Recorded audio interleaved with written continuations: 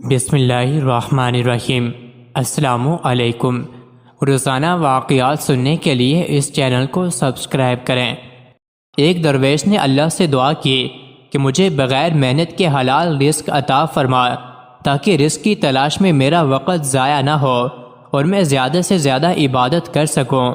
اس کی دعا قبول ہو گئی اور اس نے خواب میں کسی پہاڑ کے نزدیک جنگل دیکھا، پھر جنگل میں جا کر بہت سے پھل توڑ دیے۔ اللہ تعالیٰ نے اپنی قدرت سے ان پھلوں کو خوب میٹھا کر دیا۔ جب درویش نے یہ پھل کھائے تو اس کے 14 طبق روشن ہو گئے۔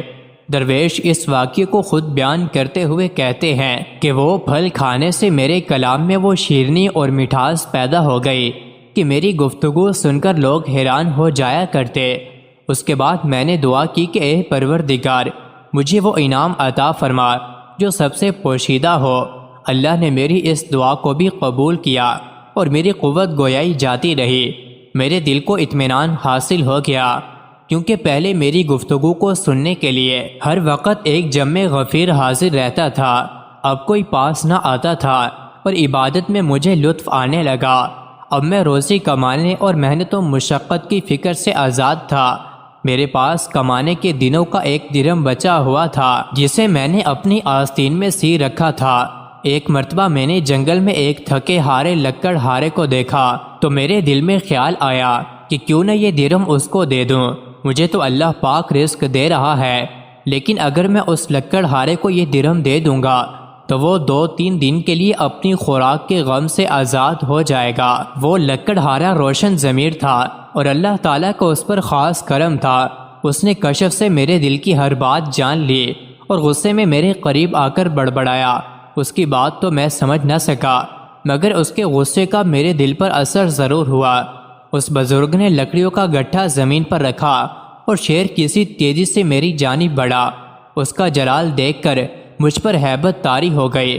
اس نے کہا، اے اللہ، تیرے وہ بندے جو تیری بارگاہ میں مقرب ہیں اور جن کی دعا قبولیت کا درجہ رکھتی ہے، میں ان کے وسیلے تیری وہ مہربانی چاہتا ہوں کہ یہ سب لکڑیاں سونے کی بن جائیں۔ یہ دیکھ کر مجھے کچھ ہوش نہ رہا۔ جب حواس بحال ہوئے تو وہ درویش اللہ پاک سے دعا مانگ رہا تھا کہ اے اللہ، تیرے مقبول بندے چونکہ شہرت سے بھاگتے ہیں اور میں ڈرتا ہوں کہ کہیں میری کرامت میری شہرت کا باعث نہ بن جائے، اس لیے اے میرے مالک، ان لکڑیوں کو اپنی اصل حالت پر کر دے کہ یہ میری وجہ شہرت نہ بنے۔ اور پھر وہ لکڑیاں اپنی اصل حالت میں آ گئی اور وہ درویش آدمی گھٹا اٹھا کر اپنی راہ پر چل دیا۔